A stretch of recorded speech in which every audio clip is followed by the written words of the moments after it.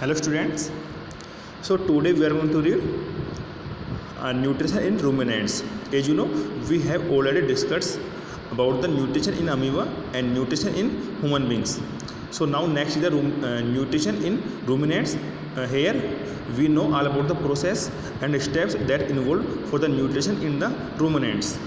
तो जो ruminants कैसे बोलते हैं, जो ऐसे जानवर जो बोगाल करते हैं, ठीक है, आपने सुना होगा बोगाल करना। कुछ जानवर बोगालते रहते हैं, जो क्या करते हैं, पहले तो चारा है उसको खा जाएंगे पेट में, उसके बाद में उसको जो फ्री टाइम होता है वो बैठ जाते हैं और उसको फूड को पेट में से दोबारा निकालते हैं और मुंह में लाके उसको वापस चो करते रहते हैं, ठीक है, चबाते रहते हैं। उसको हम बोलते हैं बोगालना।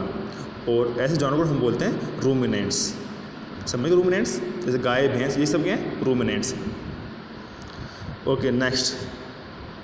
सो cow and some grass eating animals can swallow large amount of food at a time and later bring back the swallowed food into the mouth to chew it again. This process of chewing the cud is called rumination and such animals are called ruminants. Grass is rich in cellulose, a carbohydrate which many other animals and humans can't digest but can be digested by the ruminants. Later study the process of nutrition in ruminants. देखो अब बताया था कि कुछ काऊ हो गई और कुछ जो ऐसे जानवर जो घास खाते हैं, बकरी हो गई, भैंस हो गई, वो क्या करते हैं, एक बार में बहुत सारी फूड को निकल लेंगे और उनके स्टमक में, पेट में स्टोर कर लेंगे। फिर आफ्टर सम टाइम वो जो स्वेलो किया था, निगला था भोजन को, उसको वापस मुंह में लाएंगे, उसको दोबारा चबाते हैं, ओके, चो करते हैं। तो इस प्रोसेस को हम बोलते हैं रूमिनेशन, ठीक है। और जो ऐसे एनिमल्स होते हैं उनको बोलते हैं रूमिनेंट्स, ठीक है, जिसको हम बोलते हैं बोगालना। अब देखो, जो ग्रास होते हैं, घास होती है, उसमें सेलुलोज एंड कार्बोहाइड्रेट बहुत ही मोर क्वांटिटी में मिलता है, बहुत ही ज़्यादा होता है। उसको कुछ अदर जानवर्स या फिर ह्यूमन बींग्स उसको डाइजेस्ट नहीं कर पाएंगे, क्योंकि हमारी बॉडी में ऐसे एंजाइम्स या इतनी कैपेसिटी नहीं है जो इतनी हैवी सेलुलोज और कार्बोहाइड्रेट को डाइजेस्ट कर सकें। सो इनको केवल डाइजेस्ट कर पाते हैं ruminants, okay. Now you can see this A picture of ruminants. Cow also a ruminants. This is the nutrition system in cow. First of all, ingestion from mouth. मुँह से घास खाती है और ये ऐसा फैगस है जिसको हम बोलते हैं फूड कैनल। यहाँ से भोजन जाता है स्टमक में, ठीक है, यहाँ पे कलेक्ट होता है स्मॉल इंटेस्टाइन में, उसका डाइजेशन होता है और एब्जॉर्प्शन होता है न्यूट्रिशन का, और फिर थ्रू द नेक्स्ट ये अनडाइजेस्टेड फूड को बाहर निकाल देता है। सेम जैसे ह्यूमन बींग्स में होता था वही प्रोसेस है, बस इसके यहाँ पे पेट में कुछ स्टेप्स अलग होते हैं, उनके बारे में अपन जानेंगे। First, injection. The animals take in food such as grass into mouth, chew it and mix with saliva. They give big chewing teeth with powerful jaw muscles to chew the grass again and again. The chew food passes through the oesophagus into stomach. अभी हमने बोला था injection क्या होता है, कि जो मुंह के अंदर भोजन को लेना ही क्या बोलते हैं, इंजेक्शन बोलते हैं। और जो गाय हो गई, ठीक है, भैंस हो गई, इनके दांत और टीथ हैं वो थोड़े लंबे होते हैं, और जो मसल्स होते हैं, इनके जाँ होते हैं, वो भी बहुत हार्ड होती हैं, ताकि काफ़ी लॉन्ग टाइम तक भोजन को चाक कर सके, चबा सके, ठीक है। और आफ्टर चोविंग, चबाने के बाद में जो फूड होते हैं वो फूड कैनल से चबाने के बाद में जो फूड होता है ये बहुत ही स्मॉल पीस में ब्रेक हो जाता है और सलेवरी ग्लैंड से इसको सलीवा मिक्स हो जाती है, इसमें मिक्स ऑन करता है हमारी टंग, जो काऊ की टंग, जीभ है, वो सलीवा मिक्स कर देगी फूड में और उसको स्वेलो करने में या एंगल करने में, निगलने में हेल्प करता है, और ये कहाँ पहुँच जाता है, स्टमक में। Now next process start in digestion. अब स्टमक जाने क्या होता है, digestion. So digestion of chew food takes place in stomach में होता है। तो जो रूमिनेंट्स होते हैं उनमें 4 चैम्बर होते हैं, उनके पेट के 4 चैम्बर होते हैं रूमिनेंट्स में.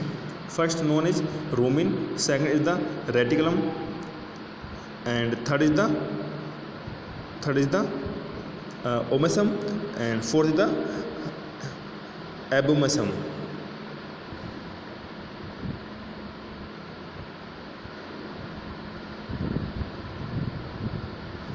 So first is the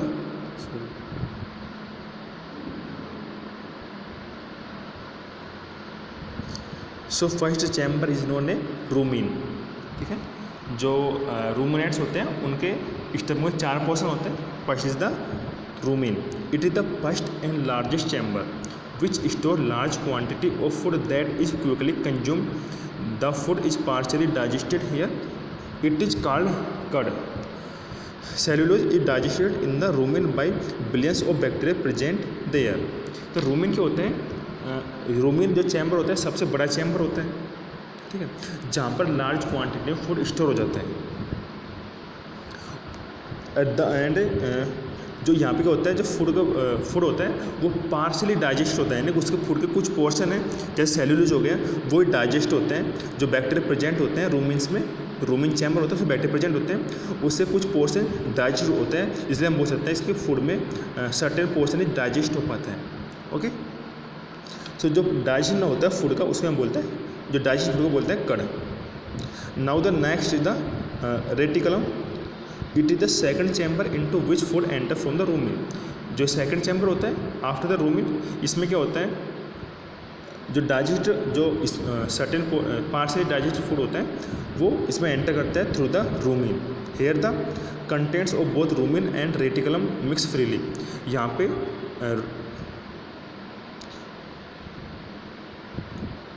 जो कंटेंट्स होते हैं रूमिन एंड रेटिकुलम के, जो भी इसके अंदर कंटेंट्स या जो एंजाइम या फिर जो भी सब्सटेंस होते हैं वो फ्रीली आपस में मिक्स हो पाते हैं. ठीक है, ये तो कुछ इसमें पहले ही प्रेजेंट होगा और दूसरा जो रूमिन से आया था वो भी आके इसमें मिक्स हो जाएगा इस पोर्शन में. The cud is brought back to the mouth and it rechewed and reswallowed. अब जो कड बना था, जो कड को हम बोलते थे पार्शियली डाइजेस्टेड फूड. ठीक है, ये क्या करेगा, यहाँ से वापस रूमिनेट्स के मुंह में चले जाएगा माउथ में, फिर वो उसको चोक करेंगे, चबाएंगे उसको, फिर वापस से इसको निकल जाएंगे रीस्वैलोड. ठीक है, तो जो रूमिनेट्स की प्रोसेस करते हैं उसके लिए फूड कहाँ से आता है, रेटिकुलम से. Understood. Next is the omasum.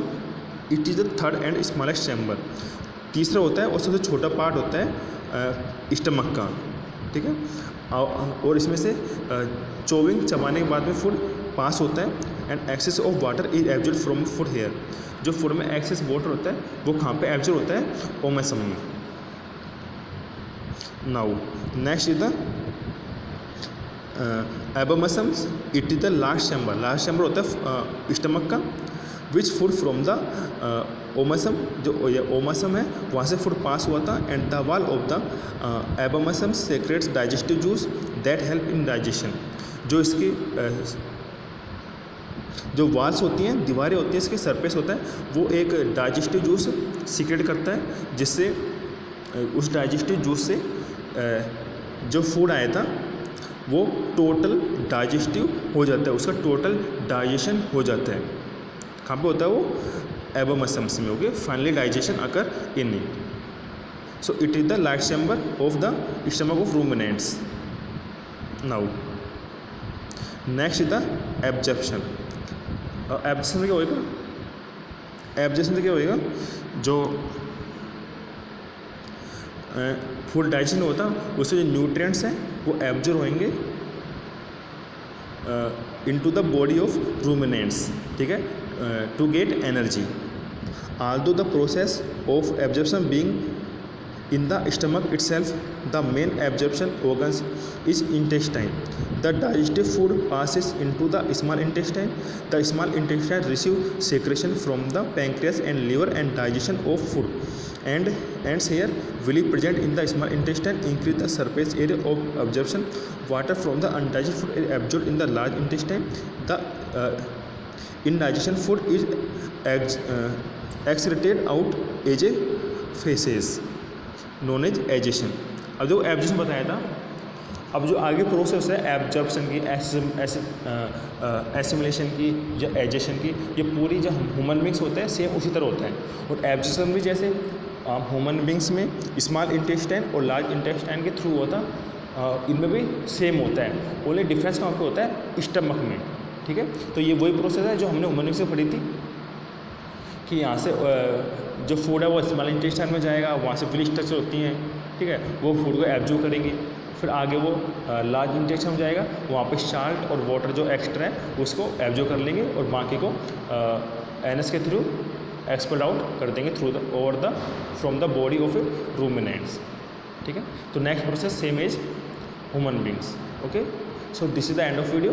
I hope all of you get very well. Thank you.